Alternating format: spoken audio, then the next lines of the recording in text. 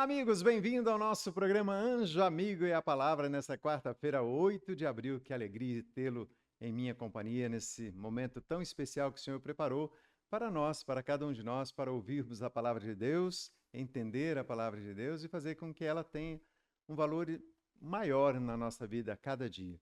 E hoje a palavra está em Lucas. O Senhor esteja convosco, Ele está no meio de nós. Proclamação do Evangelho de Jesus Cristo segundo Lucas. Glória a vós, Senhor. Nesse mesmo dia, 2 discípulos caminhavam para uma aldeia chamada Emaús, distante de Jerusalém 60 estádios. Iam falando um com o outro de tudo o que se tinha passado. Enquanto iam conversando e discorrendo entre si, o mesmo Jesus aproximou-se deles e caminhava com eles. Mas os olhos estavam-lhes como que vedados e não reconheceram. Perguntou-lhes então: De que estáis falando pelo caminho e por que estáis tristes?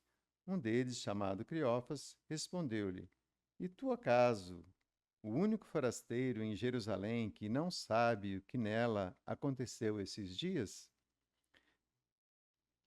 Perguntou-lhes ele que foi. Disseram: A respeito de Jesus de Nazaré. Era um profeta poderoso em obras e palavras diante de Deus e de todo o povo. Os nossos sumos sacerdotes e os nossos magistrados o entregaram para ser condenado à morte e o crucificaram.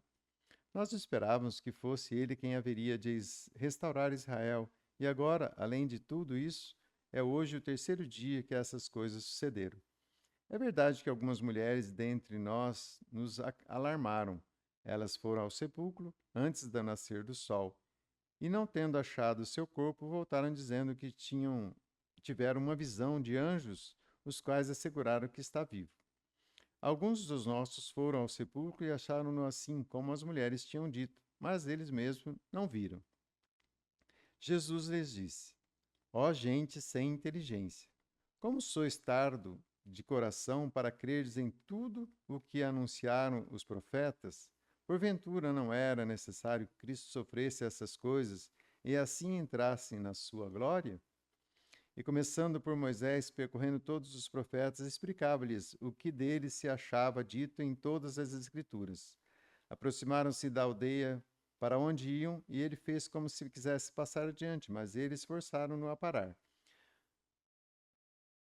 Fica conosco, já é tarde, e já declina o dia. Entrou então com eles. Aconteceu que, estando sentado conjuntamente à mesa, ele tomou o pão, abençoou-o, partiu e serviu-lhe.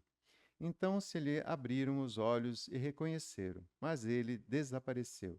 Diziam um para o outro: Não se nos abrasava o coração quando ele nos falava pelo caminho e nos explicava as Escrituras? Levantaram-se na mesma hora e voltaram a Jerusalém.